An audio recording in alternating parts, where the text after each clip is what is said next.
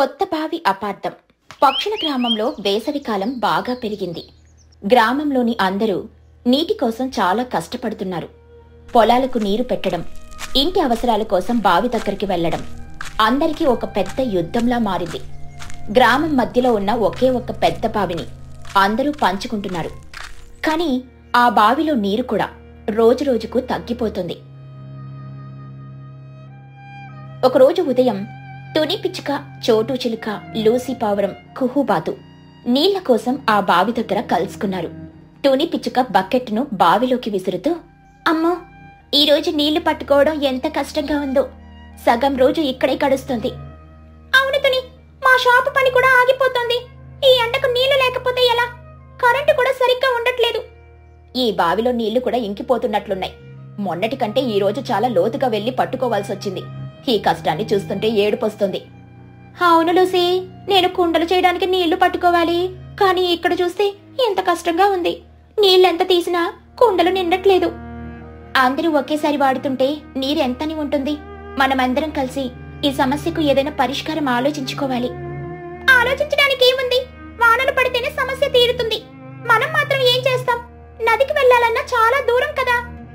అదే సమయంలో పక్కనే చెట్టు కింద కూర్చుని ఉన్న చిచ్చుకాకి వీళ్ల మాటలన్నీ వింటుంది. ఆమె మనసులో ఏదో ఆలోచన మొదలైంది. చిచ్చుకాకి తన మనసులో, చేచే, ఏతోనే చోటో ఎంత అమాయకంగా ఉన్నారో. అందరూ కలిసి వాడుకుంటే ఈ బావి నీళ్లు ఇంకిపోవడంలో ఆశ్చర్యమేముంది? నా డబ్బు, నా సమయం వృధా చేసుకోవడం నాకిష్టం లేదు. నాకొక గొప్ప ఆలోచన వచ్చింది. నేను నా ఇంటి పక్కనే ఎవరికి తెలియకుండా ఒక కొత్త బావి తవ్వించుకోవాలి. అప్పుడు నా నీరు నాకే ఉంటుంది. ఎవరితో పంచుకోవాల్సిన అవసరమే లేదు. నా డబ్బు కూడా ఆదా అవుతుంది. చిచ్చుకాకి మెల్లగా వాళ్ళ దగ్గరికి వెళ్ళింది. చిచ్చుకాకి నటిస్తూ, అయ్యో, నీళ్లు లేకపోతే ఎంత కష్టంగా ఉందో. మీ అందరి కష్టాన్ని చూస్తే నాకు చాలా బాధగా ఉంది. నీకు బాధ ఎందుకు చిచ్చు? నువ్వు వడ్డీ వ్యాపారం చేస్తావు కదా. నీకు నీళ్ల కంటే డబ్బెక్కువ ముఖ్యం కదా.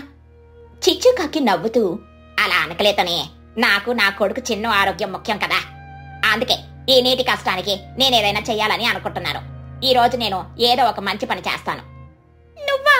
నువ్వు నీళ్లు ఆదా చేస్తావే తప్ప కొత్త బావి తవ్వుతావా? నీ పిసినారితనం గురించి మాకు తెలీదా? చూస్తూ ఉండండి చోటు, నేనెంత మంచి ఆలోచన చేస్తానో. నన్ను నమ్మండి. చిచ్చుకాకి అక్కడి నుండి వెళ్లిపోయింది. మరుసటి రోజు ఉదయం చిచ్చుకాకి తన కొడుకు చిన్నుకాకిని రహస్యంగా పిలిచింది. ఒరే చిన్నగా, తొందరగా రారా, నీతో ఒక రహస్యం చెప్పాలి. అమ్మో, ఏమైంది? ఎందుకంత గొడవ? నువ్వు వడ్డీ లెక్కలు వేయకుండా నన్ను ఎప్పుడూ పిలవలేదు. నా బంగారు కొడుకు, ఇది వడ్డీ కంటే పెద్ద విషయం. నేను మన ఇంటి వెనక భాగంలో ఎవరికి తెలియకుండా ఒక కొత్త బావి తవ్వించాలని అనుకుంటున్నాను. చిన్నుకాకి ఆశ్చర్యంగా, ఏంటమ్మా, నువ్వు బావి తవ్వుతావా? నీకు డబ్బులు ఆదా చేయడం అంటే ఇష్టం కదా. అందుకే కదరా నా బుజ్జి, అందరి బావిలో నీళ్లు పంచుకుంటే మనకు నీళ్లు నిలువ ఉండవు. ఈ కొత్త బావిలో నీళ్లు మనకి మాత్రమే. ఇది మన రహస్యం. ఈ విషయం ఎవరికి తెలియకూడదు, ముఖ్యంగా ఆ తుని చోటోకి. వాళ్ళకి తెలిస్తే మన నీళ్లు కూడా వచ్చి పట్టుకుపోతారు. ఈ బావి మనకు 1,00,000 రూపాయల కంటే ఎక్కువ లాభం. అమ్మా, నీ పిసినారితనం నాకు అర్థమైంది. సరే, నేను ఎవరికి చెప్పను. కానీ ఇది చాలా పెద్ద తప్పమ్మా. చిచ్చుకాకి తన పిసినారితనంతో తెలివిగా కూలీలను మాట్లాడి రాత్రిపూట రహస్యంగా తన ఇంటి వెనుక కొత్త బావిని తవ్వించింది. దీనికి చాలా డబ్బు ఖర్చైనా భవిష్యత్తులో నీటిని ఆదా చేయొచ్చని ఆమె సంతోషించింది. మహిగ్రద్ద మరియు లూసీ పావురం చిచ్చుకాకి రహస్య కార్యకలాపాలను గమనించారు. లూసీ, నువ్వు గమనించావా? చిచ్చుకాకి గత 2 రోజులుగా ఇంట్లో నుండి బయటికి రావట్లేదు. అయినా తన ఇంటి వెనుక శబ్దాలు వినిపిస్తున్నాయి. అవును మహి, నాకు ఏదో అనుమానంగా ఉంది. కనీసం నీళ్లు పట్టుకోవడానికి కూడా రావట్లేదు. ఎక్కడో ఏదో దాచిపెడుతున్నట్లుంది. తను మళ్ళీ ఏ వడ్డీ వ్యాపారంలో కొత్త ప్లాన్ వేస్తుందో మనకు తెలియకుండా ఏదో జరుగుతుంది. అలా కొన్ని రోజులు గడిచాయి. పక్షుల గ్రామంలోని ప్రధాన బావిలో నీళ్లు పూర్తిగా ఇంకిపోయాయి. గ్రామంలోని అందరికీ నీటి కష్టం మొదలైంది. తుని పిచ్చుక చోటు చిలుకతో, చోటు, బావిలో నీళ్లు పూర్తిగా అయిపోయాయి. ఇప్పుడేం చేద్దాం? పొలాలకి నీళ్లు లేవు. అవును తుని, చాలా కష్టంగా ఉంది. లూసీకి, మహికి కూడా ఇదే సమస్య. అందరం కలిసి కూర్చొని మాట్లాడుకోవాలి. మహిగ్రద్ద అక్కడికి చేరుకొని,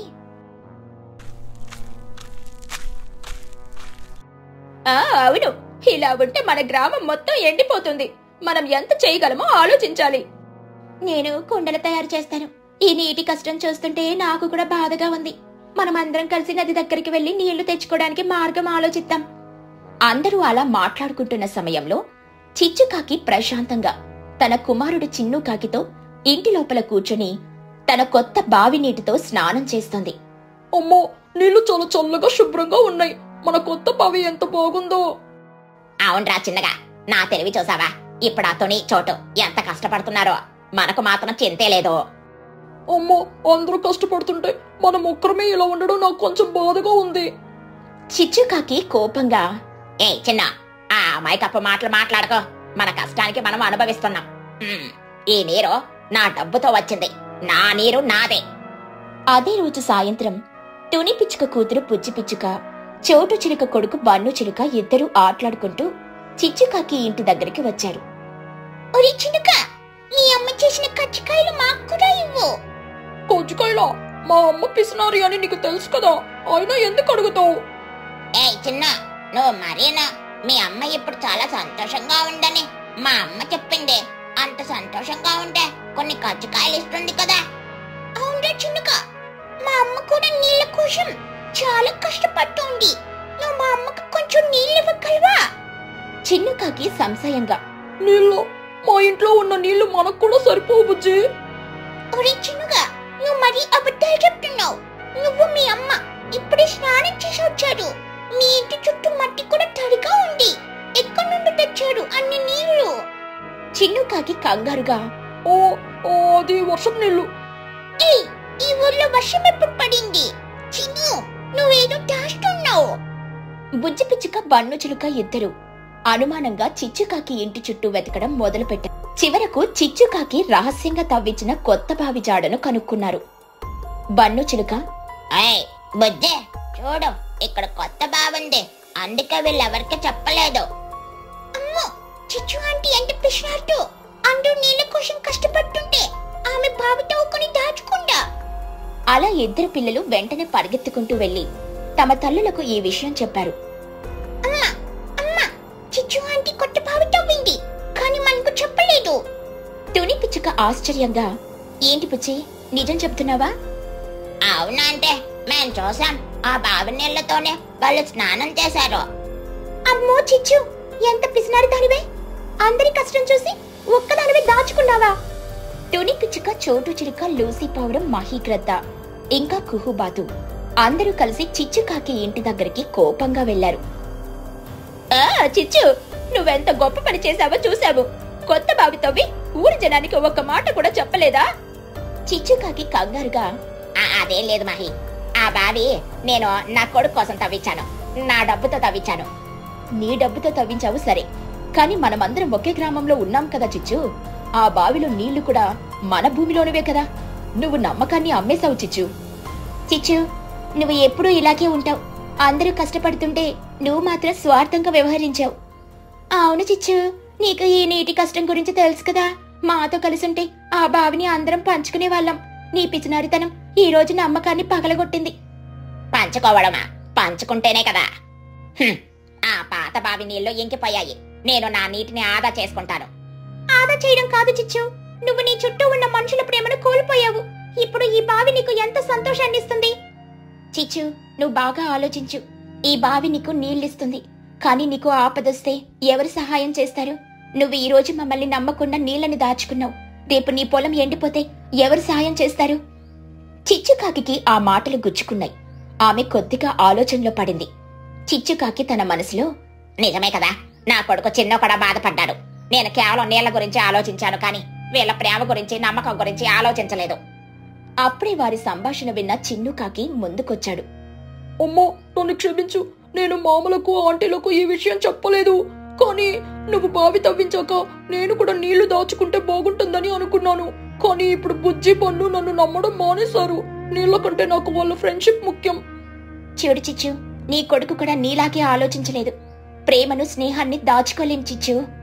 చిచ్చుకాకి కళ్ళు చెమర్చాయి. తన పిసినారితనం వల్ల స్నేహితులను, చివరికి తన కొడుకు ప్రేమను కూడా కోల్పోయే పరిస్థితి వచ్చిందని ఆమె గ్రహించింది. చిచ్చుకాకి ఏడుస్తూ, నన్ను క్షమించండి, నేను చాలా పెద్ద తప్పు చేశాను. నా పిసినారితనం నన్ను గుడ్డిదాన్ని చేసింది. నా డబ్బు గురించి ఆలోచించానే తప్ప మనందరి ఐక్యమత్యం గురించి నమ్మకం గురించి ఆలోచించలేదు. చిచ్చు, ఇప్పుడు నీకు విషయం అర్థమైంది కదా? చాలు. నిజమైన సంపద అంటే ప్రేమ, నమ్మకం. అవును మహి, ఈ రోజటి నుండి ఈ బావి నీళ్లు మనందరివి. నేనే ముందుగా ఆ బావిని ఊరి ప్రజలందరి కోసం తెరుస్తున్నాను. ఇక నుండి మనం అందరం కలిసి ఈ బావిని చూసుకుందాం. అందరూ సంతోషించారు. చిచ్చు, నువ్వు మారావు. ఇది చాలా సంతోషకరమైన విషయం. అవును చిచ్చు, ఈ బావిలో నీళ్లు ఎప్పుడూ నిండుగా ఉండాలని కోరుకుంటున్నాను. చిన్నగా చూడ, ఇప్పుడు మనం అందరం కలిసి ఈ నీటిని పంచుకోవచ్చు. చిన్ను, మీ అమ్మ పిసినారి కావచ్చు, కానీ ఇప్పుడు మా అమ్మ, ఆంటీలు, మీ ఫ్రెండ్షిప్, ఈ బావి నీళ్లు అన్ని మాకు ఉచితం. చిన్నుకాకి బుజ్జి బన్నులతో కలిసి ఆనందంగా నవ్వాడు. అవును బుజ్జి, ఈ రోజు నుండి ఈ బావి పేరు నమ్మకం బావి. చిచ్చుకాకి నవ్వుతూ, నా బంగారు కొడుకు, నువ్వు చెప్పింది నిజంరా. నమ్మకమే మనకు పెద్ద ఆస్తి. చిచ్చు, నువ్విప్పుడు ఈ బావిని అందరికీ ఇచ్చావు కదా, ఇప్పుడు నీకు నీ పొదుపు అలవాటు ఉండదు కదా? ఉంటుంది కుహో. ఇక నుండి నేను నీటిని కాదు, అందరిపై ప్రేమను ఆదా చేస్తాను.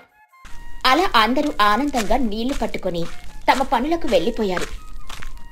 చిచ్చుకాకి తన పాత స్వభావాన్ని వదిలి అందరితో కలిసి నవ్వుతూ ఆ బావిని శుభ్రం చేయడం మొదలుపెట్టింది. ఆ రోజుటి నుండి ఆ గ్రామంలోని నీటి కష్టం తీరి నమ్మకం పెరిగింది. ఇరుగు పొరుగు ముచ్చట్లు. చిచ్చుకాకి తన పొరుగున ఉన్న లూసి పౌరం ఇంటికి బయలుదేరింది. ఆమె చేతిలో ఒక చిన్న ఉప్పు డబ్బా ఉంది. వాస్తవానికి ఉప్పు ఆమె ఇంట్లో ఉంది, కాని పొరుగువారి ఇంటి విషయాలు తెలుసుకోవడానికి, వారి గొప్పలను బద్దలు కొట్టడానికి అది ఒక సాకు మాత్రమే. చిచ్చుకాకి తలుపు తట్టి నవ్వుతూ, లూసి, నా ఇంట్లో ఇప్పుడే ఉప్పు అయిపోయింది. ఎంత వెతికినా దొరకట్లేదు. కాస్త ఉప్పిస్తావా? నీకింత కష్టం పెట్టాను కదా, రేపు డబల్గా ఇచ్చేస్తాను. లూసి పావురం బెడ్రూమ్ లోపల నుండి గలగలామనిపిస్తూ, చిచ్చు చిచ్చు, రారా కూర్చో. ఉప్పుదేముందిలే, ఎన్నిసార్లైనా ఇస్తాను. నువ్వు మా ఇంటికి రావడం అదే గొప్ప. చిచ్చుకాకి లూసి మెడలో ఉన్న గొలుసును చూసి కళ్ళార్పకుండా, అమ్మో లూసే, ఇదేంటి ఎంత మెరుస్తోంది, కొత్తదా? లూసి పౌరం గర్వంగా మెడ సవరిస్తూ, అవును చిచ్చు, మా ఆయన మొన్ననే సిటీకి వెళ్ళినప్పుడు తీసుకొనొచ్చారు. ఎంత పాత మోడలుంటే మాత్రం స్వచ్ఛమైన బంగారం కదా. మొన్ననే కదా నా బట్టల వ్యాపారంలో పెద్ద లాభం వచ్చింది. దాంతోనే కొన్నాను. అబ్బో, ఎంత ఖరీదైందో తెలుసా? చిచ్చుకాకి ముఖం చిన్నపోనివ్వకుండా నవ్వు నటిస్తూ, ఆహా, ఎంతైనా నీ అదృష్టం లేలోసి. నీకే బట్టల వ్యాపారం బాగా నడుస్తుంది కదా. మా వ్యాపారం గురించి నీకు తెలుసు కదా చిచ్చు, అందుకే కొన్నాను. నీ ఇంట్లోనూ చిన్ను కోసం కొత్త బంగారం ఏమైనా కొన్నావా? చిచ్చుకాకి వెంటనే చెబుతూ నమ్మకంగా, నువ్వు ఏమాత్రం బంగారానికి ఆశ్చర్యపోతావేంటి లోసే? మేం కొన్న వాటి ముందు ఇది చాలా చిన్నది. మొన్న మా ఆయన చిన్ను కోసం ఒక బంగారు చైను, రింగు కొన్నారు. అబ్బో, అది చూస్తే నీ కళ్ళు బయర్లు కమ్ముతాయి. అది సిటీలో లేటెస్ట్ డిజైన్లే. అది ఇక్కడి వరకు తీసుకొనొస్తే జనాలు గుమికూడి చూస్తారు. అందుకే దాన్ని బ్యాంక్ లాకర్లలో దాచిపెట్టాను. పండుగకు తీయాలనుకున్నాం, కానీ ఈసారి పెద్ద పండుగ ఏమీ లేదు కదా, అందుకే ఎందుకు కష్టమని ఆపేశాంలే. లూసి పావురం ముఖం మారుస్తూ, ఓహో, లాకర్లో పెట్టేంత పెద్దదా? సరేలే చిచ్చు, నీ గొప్పలు నాకు తెలుసు. ఉప్పు తీసుకున్నావు కదా, ఇక వెళ్ళు. నాకు ఇంట్లో చాలా పనులున్నాయి. లూసి చూపించిన గొప్పను, తన గొప్పతో అణగదొక్కగలిగానన్న సంతృప్తితో చిచ్చుకాకి ఉప్పు డబ్బా పట్టుకుని గర్వంగా ఇంటికి బయలుదేరింది. చిచ్చుకాకి ఇంటికెళ్లే దారిలో తన కోడిపిల్లల కోసం మేత తీసుకుని వస్తున్న మహీగ్రద్దను చూసింది. లూసి గొప్పను పంచుకోవడానికి చిచ్చుకాకి అంతకంటే మంచి అవకాశం ఇంకొకటి లేదు. అబ్బా మహీ, నువ్వెక్కడికే? ఈ ఊరి సంగతులు అస్సలు తెలియకుండా ఉన్నావు. ఈ మధ్య లూసికి బాగా డబ్బొచ్చిందేమో. మొన్ననే పెద్ద బంగారు గొలుసుకుంది. అది చూసి నాకు చాలా నవ్వొచ్చింది. మహీగ్రద్ద ఉత్సాహం లేకుండా, అవునా చిచ్చు, సరేలే, వాళ్ళ వ్యాపారం బాగా నడుస్తుంది కదా. నువ్వు మరీనో, నీ కోడి వ్యాపారం ఎలా నడుస్తుంది? నువ్వు కూడా ఏమైనా కొన్నావా? ఎప్పుడు ఒంటరిగా ఉంటావు. నీ సంగతులు ఎవరికి తెలుస్తాయి? మహీగ్రద్ద తన మనసులో ఆలోచిస్తూ, అమ్మో, నా సంగతి చిచ్చుకు తెలిస్తే నా పరువు మొత్తం పోతుంది. లూసి అంత బంగారు కొట్టే నేనేమీ కొనలేదని తెలిస్తే నన్ను వీళ్ళు ఎగతాళి చేస్తారు. నా గురించి గొప్పగా చెప్పుకునేవాళ్ళు ఈ ఊర్లో ఎవరూ లేరు. నేను నా గొప్పను ఇప్పుడే నిరూపించుకోవాలి. మహీగ్రద్ద గొంతు సవరించుకొని కోపంగా, ఏంటి చిచ్చు, లూసి కొన్నదానికి ఆశ్చర్యపోతున్నావా? అది చాలా చిన్న విషయం.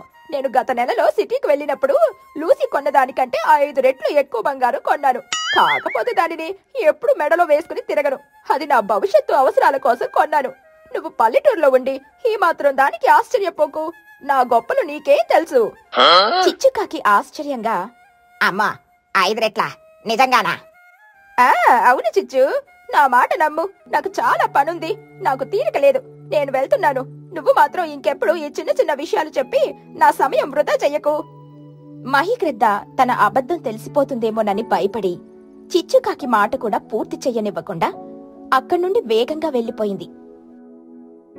చిచ్చుకాకి లూసీ మహి చెప్పిన మాటలకు తల తిరిగి ఇంటికి చేరుకుంది. ఇక ఆ రోజు సాయంత్రం చిన్నుకాకి, బన్ను చిలుక, బుజ్జి పిచ్చుక ముగ్గురు పొలం గట్టు పక్కన కూర్చొని తమ తల్లుల గురించి మాట్లాడుకుంటూ ఉన్నారు. అబ్బో, మా అమ్మ గురించి ఎంత చెప్పినా తక్కువే. ఇప్పుడే చూడు ఎంత పని చేసిందో. అసలు మా అమ్మ లాంటి గొప్ప తల్లి ఈ ఊర్లో ఎవ్వరూ లేరు. మా అమ్మ నా కోసం ఎంత కష్టపడుతుందో మీకు తెలియదు. ఆహా చిన్న, నీ గొప్పలు మరీ ఎక్కువైపోయాయి. మీ అమ్మ గొప్పలా కావచ్చు, కానీ మా అమ్మ ఎంత తెలివైందో తెలుసా? మా అమ్మ ఎప్పుడు డబ్బు గురించే ఆలోచించదు, మనుషుల గురించి, స్నేహం గురించే ఆలోచిస్తుంది. అందుకే కదా సిటీలో ఉన్నా కూడా పండుగకి ఇక్కడికి వచ్చింది. బుజ్జి పిచ్చుక నవ్వుతూ, అవునే చిన్నుక, నీ చిన్ను గొప్పలు అస్సలు తక్కువ. మీ అమ్మ గొప్పలు చెప్పుకుంటే మా అమ్మ ప్రేమను పంచుకుంటుంది. మా అమ్మ వండిన స్వీట్స్ తింటే మీ అమ్మ గొప్పలు చెప్పడం మానేసి నాన్నమ్మ కథలు చెప్పడం మొదలు పెట్టుంది. బుజ్జి, నువ్వు మరీను మా అమ్మ గొప్ప చెప్పుకుంటే దాన్ని గొప్పే అని అంగీకరించాలి. మా అమ్మ దగ్గర డబ్బుంది. చిన్నగా, డబ్బు కంటే ప్రేమ విలువ ఎక్కువని ఎప్పుడైనా తెలుసుకుంటావో ఏమో. మీ అమ్మ లోసి ఆంటీ, మహి ఆంటీ గొప్పలు వింటే నాకైతే పెద్ద కామెడీ సినిమా చూసినట్లుంటుంది. అవునరా పన్నుక, వాళ్ళ గొప్పలన్నీ గాలి మాటలే. మా అమ్మ మాత్రం మాటల కంటే పని చేసి చూపిస్తుంది. అందుకే మా అమ్మ అంటే నాకు ఇష్టం. సరేలే, మీ గొప్పలు మీవి, కానీ నాకు తెలుసు మా అమ్మ గొప్పే గొప్ప. మనసులో, నిజానికి మా అమ్మ గొప్పలు చెప్పడం నాకెప్పుడూ నచ్చదు. కానీ నా స్నేహితుల ముందు మా అమ్మ గొప్పతనాన్ని పరుగున కాపాడడం నా బాధ్యత. మా అమ్మ ఒకరి దగ్గర విన్న గొప్పల్ని ఇంకొకరి దగ్గర గొప్పలుగా చెబుతుంది. ఆ తర్వాత వేరే చోట అబద్ధపు గొప్పల్ని చెబుతుందని నాకు బాగా తెలుసు. అందుకే ఆ అబద్ధాలు ఎప్పుడూ నిజం కాకుండా నేను జాగ్రత్త పడాలి. మా అమ్మ గొప్పలు కేవలం నోటి మాటలే, ఆ విషయం ఎవరికి తెలియకూడదు. ఇక రాత్రైంది. చిచ్చుకాకి ఇంటికి చేరుకొని కొడుకు చిన్నుకాకి కోసం వంటలు మొదలుపెట్టింది. కాని పప్పు వండేటప్పుడు ఆమెకొక ముఖ్యమైన విషయం గుర్తుకొచ్చింది. చిచ్చుకాకి చిన్నుతో, చిన్నగా, అయ్యో మన ఇంట్లో కరివేపాకు లేదు. పప్పులో కరివేపాకు లేకపోతే దాని రుచి ఎక్కడికి పోతుంది? నేనిప్పుడే తుని దగ్గర అడిగొస్తాను. సరేనమ్మా, త్వరగా వెళ్ళు, నాకు ఆకలిగా ఉంది. చిచ్చుకాకి వంటగది నుండి బయటికి పరిగెత్తుతూ కంగారులో, అయ్యో గ్యాస్ స్టవ్ ఆపడం మర్చిపోయాను. పోతే పోయిందిలే, తునితో మాట్లాడడం ముఖ్యం. తను ఏం చేస్తుందో ఏమో. చిచ్చుకాకి గ్యాస్ స్టవ్ ను ఆఫ్ చేయకుండా పరుగున తన పక్క ఇంట్లో నివసించే తుని పిచ్చుక ఇంటికి వెళ్ళింది. ఆ సమయంలో తుని పిచ్చుక ప్రశాంతంగా వంట చేస్తుంది. చిచ్చుకాకి బేలగా, తునే, నువ్వు చాలా ప్రశాంతంగా ఉన్నావు కదా, నాకు అస్సలు తీరకలేదు. కరివేపాకు కొంచెం ఇవ్వు. తుని పిచ్చుక నవ్వుతూ, చిచ్చు, రారా కూర్చో. నువ్వు మరీను వంటగదిలో వండకుండా బయట నేల మీద కూర్చొని వండుకుంటే ప్రశాంతంగా ఉంటుంది. ఈ ప్రకృతిలో ఉండే ఆనందం గొప్పది. నీ గొప్పలు, డబ్బు, లాకర్లు అన్నీ పక్కన పెట్టేసి నాతో కూర్చో. కరివేపాకు తీసుకున్నావు కదా. చిచ్చుకాకి కూర్చొని, అవును తుని, నువ్వు చాలా ప్రశాంతంగా ఉన్నావు. అందుకే నాకు నీ దగ్గర కొన్ని విషయాలు మాట్లాడాలని ఉంది. ఈ ఊర్లో మనుషులు మరీ ఎక్కువైపోయారు. ఈ రోజు లోసేని చూశానులే. మొన్ననే పెద్ద బంగారు గొలుసు కొందంట. అది చూసి నేను మా ఇంట్లో ఇంకెంత బంగారం ఉందో గాని గొప్పలు చెప్పాను. ఆ తర్వాత మహిని చూశాను. ఆ మహిగ్రద్ద లూసీ కొన్నదానికంటే 5 రెట్లు ఎక్కువ బంగారం కొందంట. వాళ్ళు డబ్బుల గురించి తప్ప ఇంకేమీ ఆలోచించరుతూనే ఈ ఊరు ఏమైపోతుందో. తుని పిచ్చుక కరివేపాకు శుభ్రం చేస్తూ, చిచ్చు, నువ్వు మరీని నువ్వు ఎవరి గొప్పలు అబద్ధాలు విని బాధపడకు. వాళ్ళెవరూ సిటీకి వెళ్లి బంగారం కొనలేదు. వాళ్ళ గొప్పలు అబద్ధాల గురించి నాకు బాగా తెలుసు. లూసీకి మొన్నటి వ్యాపారంలో నష్టం వచ్చింది. మహిగ్రద్ద దగ్గర అంత డబ్బుంటే ఆ ఒంటరి గుడిసెలో ఎందుకుంటుంది? అందుకే వాళ్ళ మాటల్ని నువ్వు అస్సలు పట్టించుకోకు. వాళ్ళ అబద్ధాలకు నువ్వు కొత్త అబద్ధాలతో సమాధానం చెప్పడం అనవసరం. నువ్వేమీ బాధపడకుండా నీ వంట పని నువ్వు చూసుకో.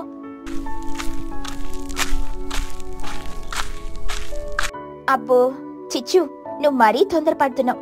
నిన్ను చూస్తుంటే నాకు జాలి వేస్తుంది, నవ్వు కూడా వస్తుంది. ఈ ఊర్లో ఎవరి గురించి ఎంత నిజం మాట్లాడాలి, ఎంత అబద్ధం మాట్లాడాలి అనేది నాకు బాగా తెలుసు. వాళ్ళ జీవితాల్లో లేని సంతోషాన్ని, గొప్పల్ని చూపించుకోవడానికి వాళ్ళు పడే కష్టం చాలా పెద్దది. నీకు మాత్రం ఎందుకు ఈ ఆరాటం? మన జీవితం ప్రశాంతంగా ఉంటే చాలు కదా.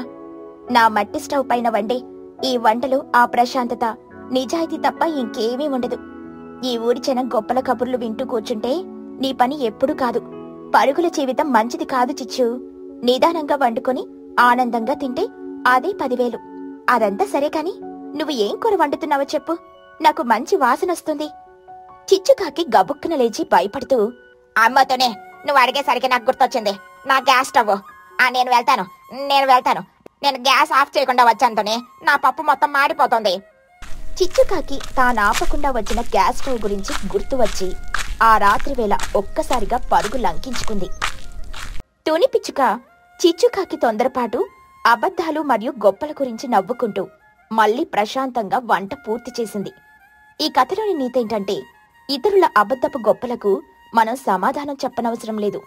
నిజమైన గొప్పతనం మనం ఎంత ప్రశాంతంగా, నిజాయితీగా జీవిస్తున్నామనే దానిపై ఆధారపడి ఉంటుంది. పరుగుల జీవితంలో ప్రశాంతతను మర్చిపోకూడదు.